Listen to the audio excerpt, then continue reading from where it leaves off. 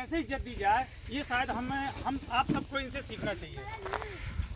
रही बात, थोड़ा समय सर ने कम दिया है, उसी में आपको बात बतानी है, तो बहुत लंबी बात तो नहीं है। कल थोड़ी बात गांव के कार्यक्रम में हुआ भी था, हमारे बहुत सारे बड़े बुजुर्ग भी बैठे थे, युवा साथी भी बैठे थे, और आपने एग्रीकल्चर की बात की।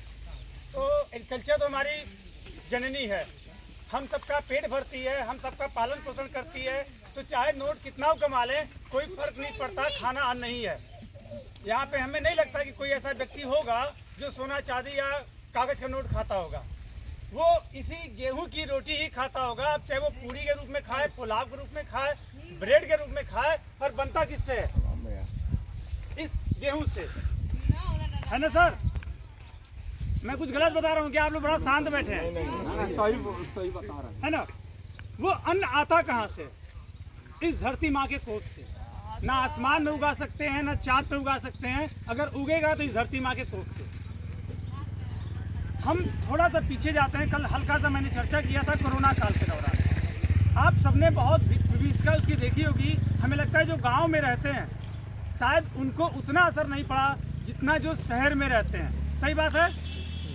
गांव में कोरोना का उतना आपको समझ में आया था क्या? उतना नहीं समझ में आया था, ऐसा बात नहीं है। आया था नहीं, उस समय ही बात कर रहा हूँ जब कोरोना आया था, लाशों का ढेर पूरे देश में लगा था, फिर भी गांव सुरक्षित थे। सही है बाबूजी? हाँ। लेकिन शहरों में ऐसा क्या था कि वहां लोग लाशों का लाश निकल रहा था, लोग मर रहे थे। ऐसा क्या हुआ? कभी आप लोगों ने सोचा ऐसा क्या हुआ कि शहर वाले मरते जा रहे हैं, गांव वाले फिर भी सुरक्षित हैं? एकदम सुरक्षित नहीं थे, गांव में भी लोग मरे हैं, लेकिन फिर भी हम सुरक्षित थे, कम थे। तो क्या अंतर था शहर और गांव में? आखिर अंतर ऐसा क्या आया? बीमारी के शिकार हो गए। यस, बाबूजी ने बहुत सही कहा। बाबूजी के लिए जोरदार ताली होनी चाहिए। लोगों के अंदर एक डर आया। कौन सा डर? पहले कहते थे उत्तम खेती, मध्यम, बाद निम्न चाकरी, भीख मिला। शुरुआत में बाबूजी के समय उत्तम खेती मानी जाती थी, और शादी ब्याह अगर करना होता था तो पता करते थे उस लड़के के परिवार में, उसके हिस्से में कितनी खेत है। बाबूजी सही कह रहे हैं? बाद में नौकरियों का दौर आया, लेकिन धीरे धीरे अब जो दौर चल रहा है, नौकरियां जा रही हैं, सारी नौकरियां ठेके प्रथा पे जा रही हैं। और ठेकेदारी प्रथा या प्राइवेट नौकरी का जो दौर था, उस दौर में कोरोना काल ने क्या किया? अचानक से सारी चीजें बंद। तो जितने प्राइवेट नौकरी में थे, चाहे वो 10,000 वाले हो, चाहे 1 लाख वाले, चाहे 5 लाख वाले, सबकी सैलरी क्या हो गई? बंद हो गई। अगर सरकारी नौकरियां छोड़ दिया जाए तो लगभग सबकी नौकरियां बंद थी, पैसे आने बंद थे। वही डर गांव में क्या था? कुछ नहीं होगा, हम लुंगी लपेट के, चादर ओढ़ के रह लेंगे, पेट तो भरेगा ना। लेकिन शहर में क्या हुआ? अगर 50,000 भी नौकरी में पा रहा है, 1 लाख भी पा रहा है, अचानक सैलरी बंद हुई। जितने पैसे आ रहे तो EMI में, यहाँ ये फ्लैट लिए हैं, वो गाड़ी लिए, वो गाड़ी लिए, सब EMI में जा रहा है। एक नपा तुला दायरा चल रहा था। अचानक से जब ब्लॉक हुआ पैसा, तो लोगों को पेट भरने के लिए दिक्कत आने लगी। अब पूरे देश में लोग 10,000 की मोबाइल लेके, 20,000 की मोबाइल लेके राशन की लाइन में लगे हैं। उसी डर और दहशत ने लोगों की जान ली। शहरों में भीड़ थी, आपके गांव में खुलापन है, टहल सकते हैं, रह सकते हैं, शुद्ध हवा ले सकते हैं। लेकिन शहरों में जब कमरों में बंद हो गए तो कौन सी हवा ले रहे हैं? वो जीवन घुटन का था, मानसिक प्रताड़ना का था, मानो जेल हो गया उन लोगों को। उसकी वजह से लोगों ने दम तोड़ा, मानसिक प्रताड़ना की वजह से लोगों ने दम तोड़ा। थोड़ा सा भी सर्दी हुआ, डर सताने लगा, क्योंकि बाहर नहीं निकल रहे। लेकिन गांव में क्या था? टहल लिए दूर से ही, भैया नमस्कार, सलाम भैया, ठीक बारा ना। लेकिन शहर में नहीं, सब बंदिशें। तो इसलिए मैं ये बताना चाह रहा था कि वास्तव में गांव का जीवन कितना अच्छा है। आज रोजगार का दौर है, लोग शहर जाते थे, पर हमें लगता है पुनः वो चक्री घूम गई है। उत्तम खेती आने वाले समय में होने जा रही है, ये आपको स्वीकारना पड़ेगा। क्योंकि जितने लड़के बेरोजगार हुए, जिनके गांव पे खेती थी, वो आगे खेती करने लगे, और लोगों ने आधुनिक खेती को अपनाया, वो परंपरागत नहीं। कहता हूँ गेहूं बो दिए, चावल बेच दिए और ऐसे बेच दिए, चल रहा है, वो नहीं। आधुनिक खेती उन्होंने अपनाया और जब आधुनिक खेती करना चालू किया तो जो शहर के लड़के गांव आए उन्होंने बहुत तरक्की की। मैं एक डाटा आप लोग को दूंगा, लेकिन उससे पहले मैं सब जरूर जानना चाहूँगा यहाँ पे लगभग कितने लोग खेती करते हैं या कितने लोग घर खेती होती है? किसी के यहाँ नहीं, सभी के यहाँ, बस बाबू जी के यहाँ सभी के यहाँ। सबके होता है, सबके होता है। क्या बात है, वेरी गुड। मतलब हमारा सौभाग्य है, हम अपने अन्नदाता के बीच बैठे हैं। ओके, तो खेती सभी लोग करते हैं, तो क्या सभी लोग शुद्ध खाते हैं ना? क्योंकि आप तो भाग्यशाली हैं, हम तो शहर वाले चूतिया हैं। जो किसान बोएगा चाहे जहर डाले माहौल डाले, खाना मेरी मजबूरी है। लेकिन आप तो भाग्यशाली हैं, शुद्ध खाते होंगे, है ना? कितने लोग शुद्ध खाते हैं? सभी लोग शुद्ध खाते हैं, पक्का? लीजिए। अभी देखिए आपकी बात इन्होंने काट दिया, दवा खाद डाल लें, पक्का? तो शुद्ध कहाँ हुआ फिर? अच्छा, कितने लोग आज भरपेट घर से खाना खा के आ रहे हैं? इसमें से कोई है? भरपेट खाए, बस बाबू जी खाए हैं आज, लग रहा है, और कोई नहीं। आप खेले? आई। आप कह रहे हैं कि भरपेट खाना खाए हैं। अगर मैं कह दूं कि भरपेट खाना नहीं खाए तो आप लोग बात मानेंगे? किसकी बात मानेंगे? आप बड़े हैं आपका या हम छोटे हैं मेरा? खाना खा कर है। अच्छा, खाना खा के। अगर मैं कहता हूँ कि भैया जी ने खाना नहीं खाया है तो तुरंत कहेंगे चल पुछवाई घर है तो क्या? तो पूछवाने वाला नहीं। हाँ, सबूत है। सबूत। चलिए, हम भी सबूत देते हैं कि खाना नहीं खाए। हम ये सबूत देंगे आज कि आप खाना बैठ गए। आइए आइए। चलिए, हम सबूत दे रहे हैं कि भैया खाना आज नहीं खाए हैं। आप भरपेट खाना खाए? ओके। ये जो पेट होता है ना, हमारा पेट, अब इसको हम झोला मान लेते हैं, कैरी बैग, समझ रहे हैं ना? झोला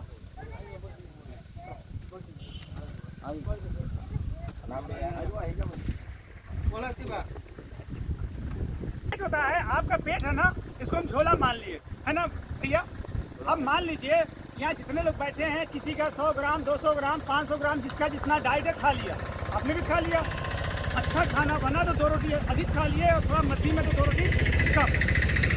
जब हमारे शरीर को मान लीजिए 24 घंटा काम करने के लिए 2 ग्राम कैल्शियम चाहिए, 2 ग्राम आयरन चाहिए, 2 ग्राम प्रोटीन चाहिए, और जो ये भोजन किए हैं, जब पेराई के बाद मल मूत्र बाहर निकल गया, गंदगी बाहर हो गई, अगर 2 ग्राम की जगह 1 ग्राम कैल्शियम मिला, 1 ग्राम आयरन मिला, 1 ग्राम प्रोटीन मिला, तो 1 ग्राम की भूख रही कि नहीं रही? यानी ये झोला भरा है, पेट नहीं भरा, तो मतलब खाली है। तो मतलब हम भी सही है ना? सही है। ऐसा क्यों हो रहा है? यही सर्वे WHO ने किया कि आखिर लोगों को भरपेट भोजन मिल रहा है। यहाँ तक कि जो शहरों में रोड पे सोते हैं मजदूर लेबर, ऐसे टेंट लगा के, वो भी सप्ताह में पनीर मुर्गा जैसा खाना होता है खाते हैं। तो पेट भर सबको खाना मिल रहा है। कश्मीर में होने वाला सेब, संतरा, काजू, किशमिश भी आपको मिल रहा है। फिर भी बीमारियां तेजी से बढ़ रही हैं और उम्र तेजी से। ऐसा क्यों? ऐसा इसीलिए क्योंकि आपके भोजन में जहर ने अपना हिस्सेदारी कर लिया है। और जब जहर हम खा रहे हैं तो स्वस्थ कहाँ से होंगे? WHO ने कमेटी सर बनाई, उन्होंने एक रिपोर्ट दिया, 70 से 90% बीमारी पोषक तत्वों के अभाव में हो रही है। जो ये रिपोर्ट आई, मार्केट में 2 चीजों ने जन्म लिया, कारण और निदान। किस पे काम करना चाहिए? निदान पे। एकदम सही बात, जोरदार ताली हो जाए। बाबू जी, एक समय था कि बुखार के लिए एक टैबलेट आता था, किराना स्टोर में मिल जाता था, सर्दी जुकाम बुखार कुछ हो, एक टैबलेट खाइए, रोग भाग जाता था। वो एक टैबलेट की जगह 2 हुआ, 4 हुआ, 100 mg पावर की जगह आज 700 mg पावर में खा रहे हैं, 4 घंटे पे खा रहे हैं, बीमारियां नहीं भाग रही। क्यों? क्योंकि आप निदान के पीछे भागे। उसी तरह कंपनियों ने क्या किया, मार्केट में अच्छा कैल्शियम कमी है, कैल्शियम गोली लो, आयरन कमी है, आयरन गोली लो, गोलियां आने लगी, लेकिन क्या आपको निदान मिला? हमारे किसान भाई, अगर ये खेत बगल में है, आप लोग, हमें याद है हमारे बचपन में राख में गमकसीन मिला के इसी बैगन पे छिड़का जाता था जो यहाँ रखा गया है। आज गमकसीन से कोराजीन पे खड़े हैं, क्या कीड़ों से अपने फसल को बचा लिए? मतलब निदान नहीं मिला क्योंकि आपने कारण पे काम नहीं किया। अब समझाते हैं कैसे। एक बार एक दृष्टांत मैं आपको बताता हूँ। मेरे पिताजी थे, कहा धत मत नहीं तोरे मत वाली धतना खेत छोड़ दें, हम कहीं छुट्टियाँ मत बनाओ बाबू। कहा छुट्टियाँ का बनाती हमको दादी बताई नहीं, तू पॉकेट में घी भर के खा देना, घी उनके देना और तू पहलवान होता। क्या वो घी है आपके पास? पशु वही है, अपने हाथों से दूध दूते हैं, घी घर का निकालते हैं, उस घी में वो ताकत है। जो दही धोती में बांध के रिश्तेदारी में जाता था, आज वो तनी सा बर्तन हिल जाए तो पानी छोड़ देता है। तो जो साला इतना अब्बा पानी छोड़ दिया घर ही, वो हमारे शरीर में क्या ताकत देगा? पानी देगा ना। क्यों हुआ ऐसा? सिर्फ और सिर्फ हमारे प्रदूषित अन्न की वजह से। और आप सब इतने भाग्यशाली हैं, आप सबके पास खेत है। क्या आप लोग 1 बीघे की खेती अपने परिवार के लिए शुद्ध नहीं कर सकते? थोड़ा टेढ़ा होगा, मेढ़ा होगा, खराब होगा, तिलक नहीं ना चढ़ना उस अनाज पे, खुद को खाना है। तो क्यों आप नहीं पहल करते? आप लोग क्यों पहल नहीं करते कि हम शुद्ध खेती करें? बताइए क्यों नहीं करते पहल? ज्यादा मतलब अगर शुद्ध करेंगे तो पैदा। किसने बताया ये बात? नहीं, किसी ने तो बताया होगा आपको। सभी लोग मानते हैं ना कि शुद्ध पैदा करने से कम पैदा होगा। ओके, अब यहाँ ध्यान दीजिएगा। इसमें लगभग हमें लगता है लगभग हाई स्कूल इंटर पढ़े हुए मैक्सिमम लोग हैं, है ना। तो न्यूटन्स लॉ कहता है, थोड़ा साइंस की बात कर लें। न्यूटन्स लॉ कहता है इस ब्रह्मांड में सब कुछ ऊर्जा के रूप में है। ऊर्जा ना आप उत्पन्न कर सकते हो ना ही, सही है।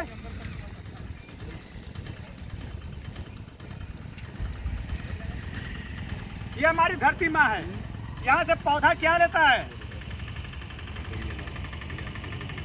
ऊर्जा लेता है। क्या लेता है?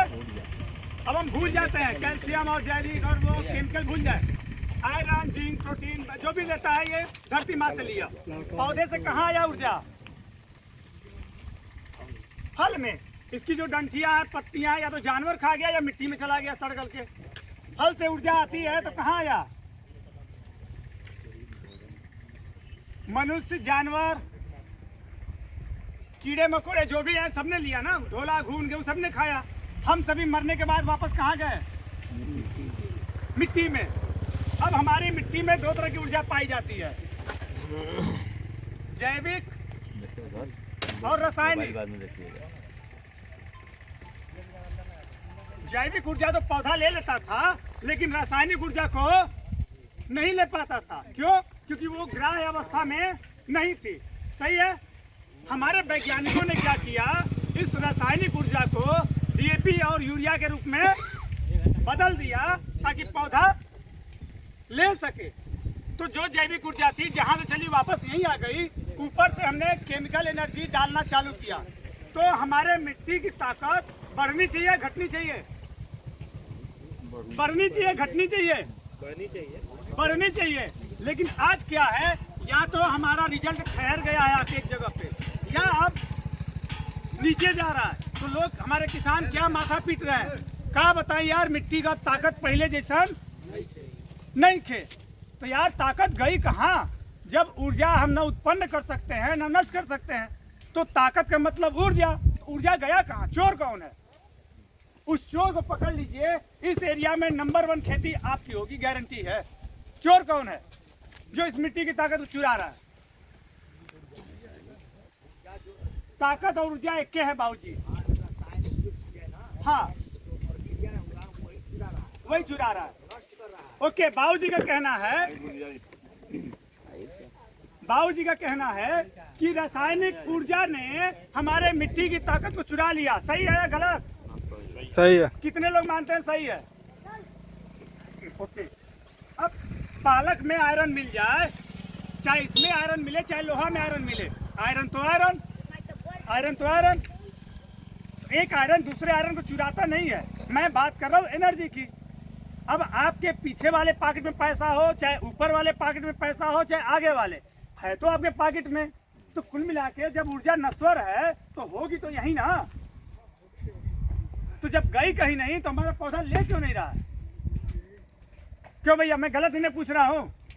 मेरा प्रश्न जायज है ना? तो गया कहाँ? चोर कौन है? चोर को पकड़ा जाए?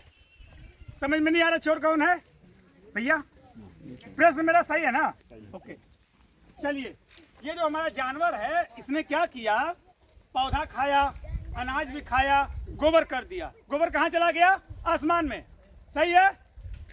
सही है? आसमान खेत में। हाँ बाबूजी, नहीं, आसमान में गोबर नहीं जाए, जमीन में जाए।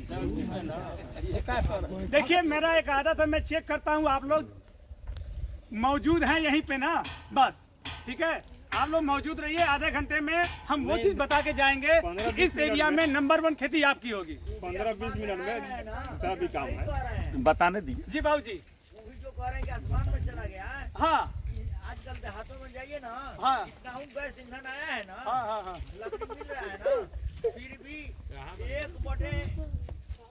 1/4 हिस्सा गोबर खाद के काम में आता है, नहीं तो वो भी नहीं आता है। ओके, सब जलावन में आसमान में चला जाता है। अब मैं उसको बताता हूँ। ये जो जानवर ने गोबर किया, ये यहाँ आ गया। एक बहुत इंपॉर्टेंट बात आपको बताने जा रहा हूँ, आप लोग ध्यान दीजिएगा, गांठ बांध लीजिएगा। इस प्रकृति का नियम, हमें प्रकृति से सीखना चाहिए। ये धरती माँ जो है ना, ये प्रकृति में ये क्या है? आदान प्रदान का नियम है। जैसे भैया से हमने 100 रुपया उधार ले लिया और वापस अगर मैंने नहीं किया तो भैया दोबारा आपसे पैसा मांगे देंगे हमें? ऊपर से क्या बहाना बना जाएंगे और दूसरे से कहेंगे दोस्तों से दे मत दे, साला चूतिया हो, पैसा ले लो, देवे ना करेला। तो जब आप नहीं देंगे तो हमारा जो प्रकृति है, धरती माँ, ये कहती है, हे पुत्र, इस संसार में जो कुछ है सब आपका है, शर्त एक ही है, हमारे इस शरीर से जो भी चीज जिस रूप में ले रहे हो उसी रूप में आपको वापस। अगर आपको ये टेबल बनाना था, आपने पेड़ काटा, उसी दिन एक पेड़ लगाया होता तो क्या आज पर्यावरण समस्या आती? सैकड़ों फीट नीचे से हमने पानी निकाला बाहर, अगर वापस पानी जाने का रास्ता होता तो क्या जल स्तर की समस्या आती? नहीं आता समस्या। इसका मतलब हमने सिर्फ लेना सीखा, देना। थोड़ा सा बचपन में जाते हैं 25-30 साल पहले, अभी तो मान लिया आपका देहात है, यहाँ आपको दिखता होगा, जब पहले जानवर गोबर करता था दूसरे दिन ही गोबरेला लग के चाल के उसको मिट्टी बनाता था। सही है गलत? लेकिन आज वही गोबर सूख के धूल होके मिट्टी में मिल जाता है, पर न गोबरेला लगता है और न वो रूप बदलता है। इसका मतलब जिस रूप में हमारे पौधे को चाहिए, किस रूप में? Calcium, iron, zinc, boron, manganese, copper, sulphur, उस रूप में गोबर को कौन बदलता था? गोबरेला। यानी कुल मिला के यहाँ एक मिस हो रहा है, बैक्टीरिया। कौन मिस हो रहा है? जो हमारे रिसाइकलिंग प्रोसेस को पूरा करता था। यानी जो भी चीजें हमारे इस शरीर से या हमारे पौधे से निकलती थी, उन्हें पुनः रूप बदल के पौधे को देता कौन था? यानी इसके न होने की वजह से आपको खाद सारा मिल नहीं रहा है, सारा खाद आपके मिट्टी में पड़ा है, लेकिन किस रूप में? डेड है, डेड। अगर और अच्छे से समझाएं, बाबूजी के घर में 100 कुंटल गेहूं भर दें तो बाबूजी का पेट तब तक नहीं भरेगा जब तक उस गेहूं को आटा न बनाया जाए और उस आटे को गूंद कर रोटी न बनाया जाए। वैसे ये सारी चीजें आ तो रही है मिट्टी में, लेकिन रिसाइकलिंग प्रोसेस, समझ में आया? तो कौन चोर हुआ? कोई चोर नहीं है।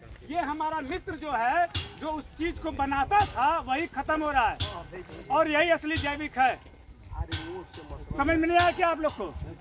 आ रहा है? सही सही है, ये फार्मूला सही है भैया। तो सर जोरदार ताली होनी चाहिए अगर सही है तो। अगर जिस दिन आपके खेतों में ये प्रचुर मात्रा में आ गए, यानी 1 ग्राम मिट्टी में 1 मिलियन बैक्टीरिया अगर है, तो आपका मिट्टी सारा काम स्वतः करेगा, इतना खाद दवा की जरूरत। सही है? यहाँ तक सही है कि नहीं सही है? अगर ये फार्मूला सही है तो फिर अभी जो आप कह रहे थे कि शुद्ध और परंपरागत खेती से पैदावार कम होगा, कैसे कम होगा? अगर फार्मूला सही है तो बिना इसके पैदावार आपका नहीं हो सकता। फिर भी आपकी बात सही है, आप लोग खाद डालते हैं ना? हम आपकी बात पे आते हैं, कितने लोग खाद डालते हैं यहाँ पे? सब लोग डालते हैं। बाबूजी जब खाद हमारे जन्म से पहले खाद आया होगा, जब खाद का जन्म हुआ था हमारे देश में 1 बीघा या 1 एकड़ में कितना खाद डालते थे? कितना? आज कितना डालते हैं? 50 किलो। 1 कुंटल।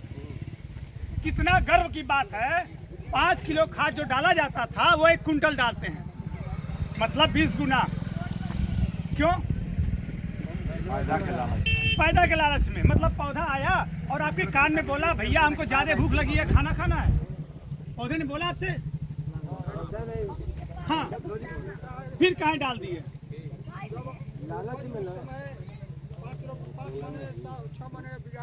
हाँ हाँ, ओके। 10 क्विंटल 15 क्विंटल दे रहा है। हाँ हाँ, उस समय 1 क्विंटल। ओके, ठीक है। बाबूजी का कहना है अधिक खिलाने से अधिक पैदा हुआ। बाबूजी ने कहा है खाद अधिक खिलाने से अधिक पैदा हुआ। सभी लोग संतुष्ट हैं? ठीक है।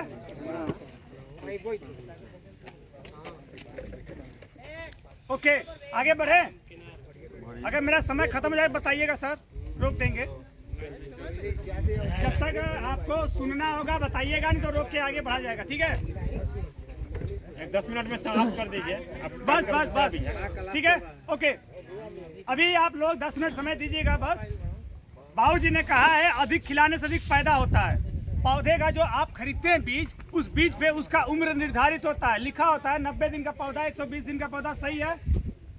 उस पौधे से उसके जैसा पौधा तैयार होता है, सही है। हम भी हैं, हमारी भी उम्र निर्धारित है।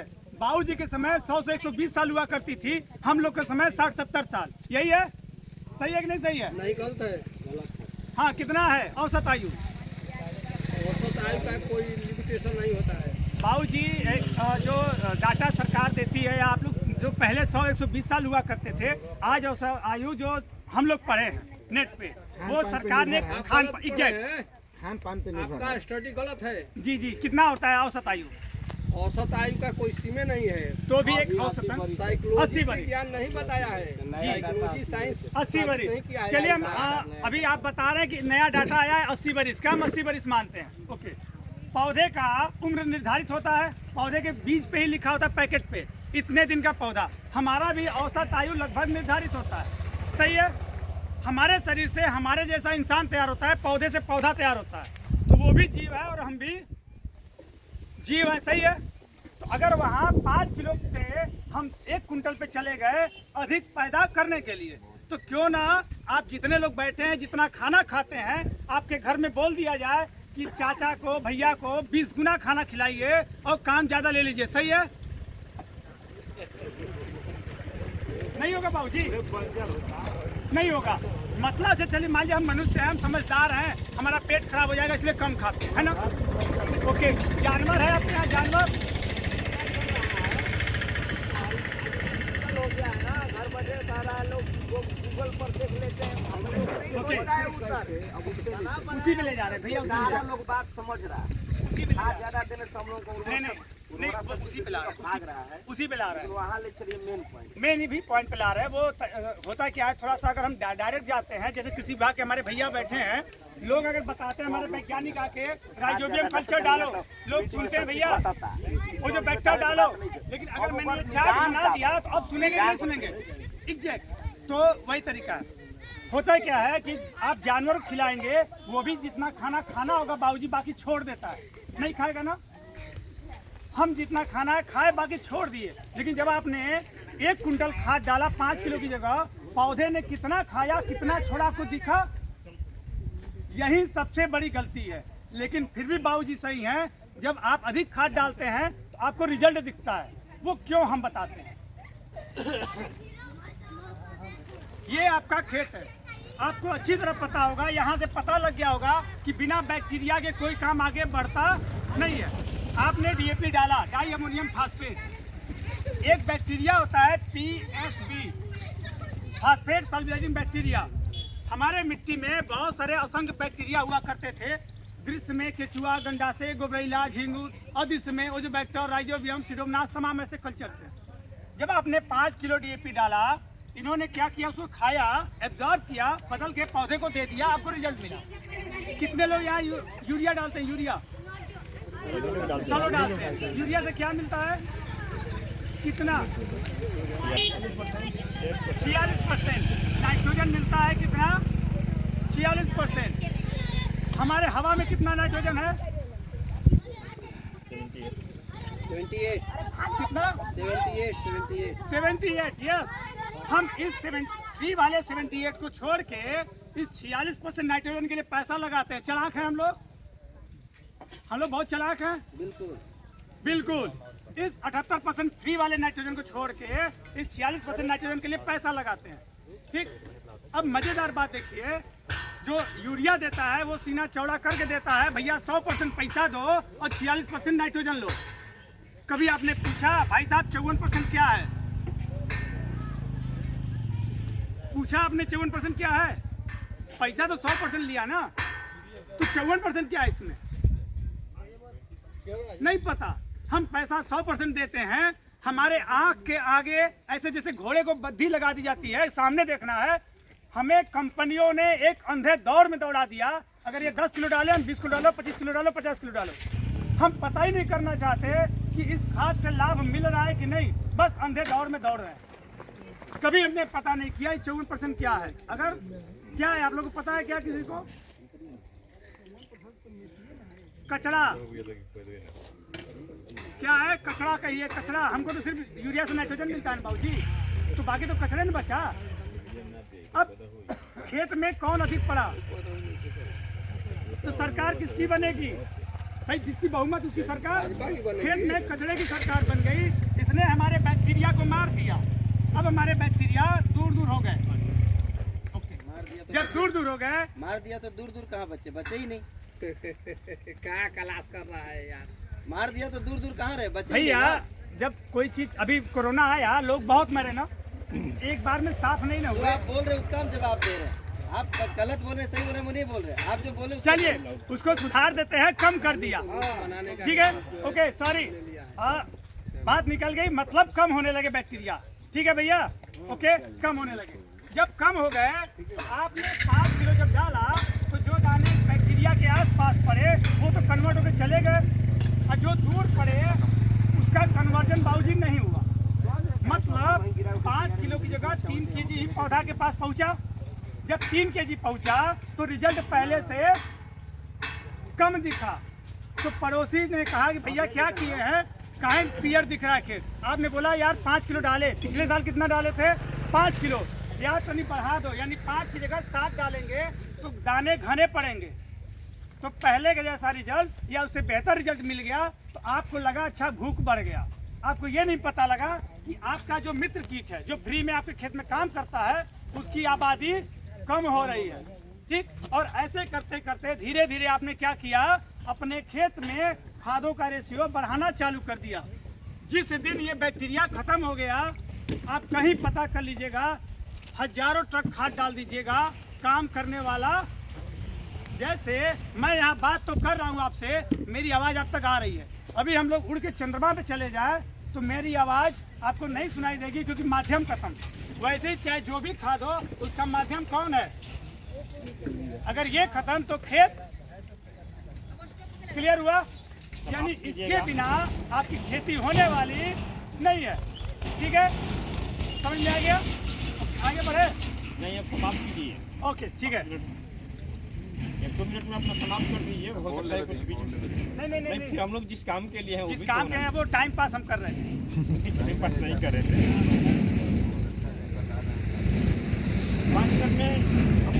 हम आज शाम में रुके हैं, ठीक है, और आज जो जिस कार्यक्रम के लिए हम लोग आए हैं उस कार्यक्रम को प्रमुखता से देखा जाएगा।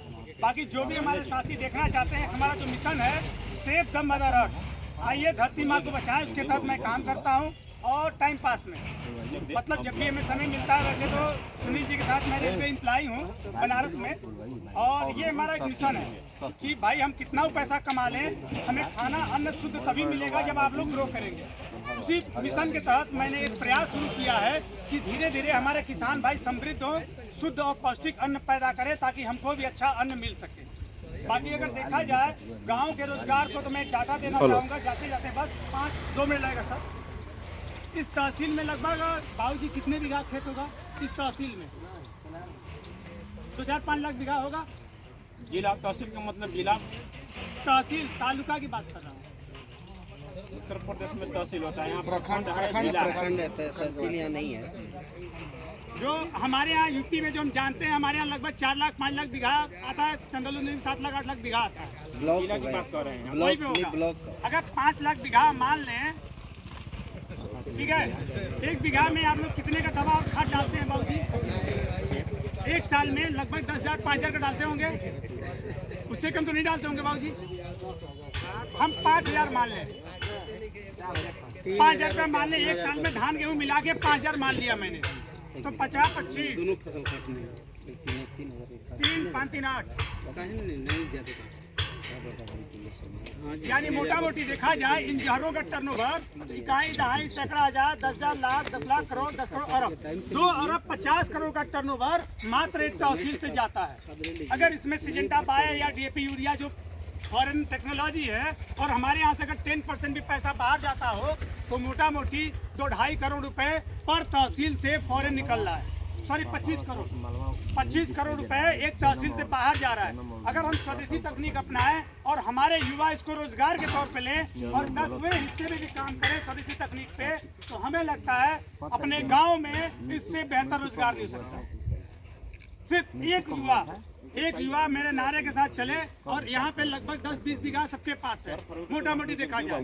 अगर 100 किसान भी पकड़िए और वो लोग सिर्फ जिनके पास 20 बीघे की खेती है ऐसा पकड़ लीजिए तो 2,000 बीघे की खेती होती है।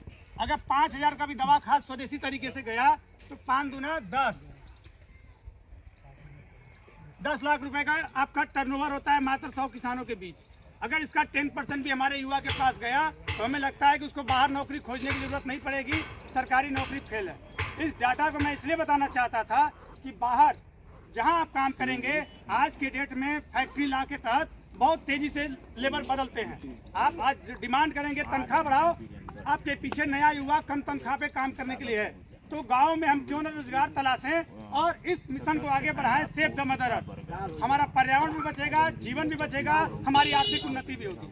बाकी अगर और डिटेल जानना होगा तो आप लोग हम आज रुके हैं, शाम को मिल सकते हैं। कुछ गलत कहा हो तो सभी लोग को क्षमा चाहेंगे। बहुत धन्यवाद। धन्यवाद। अधिकतर क्या सभी लोग हम लोग किसान से ही जुड़े हुए हैं और विशेष जानकारी जिनको चाहिए तो भैया जी से मिल सकते हैं, शाम तक आज तक रुकेंगे।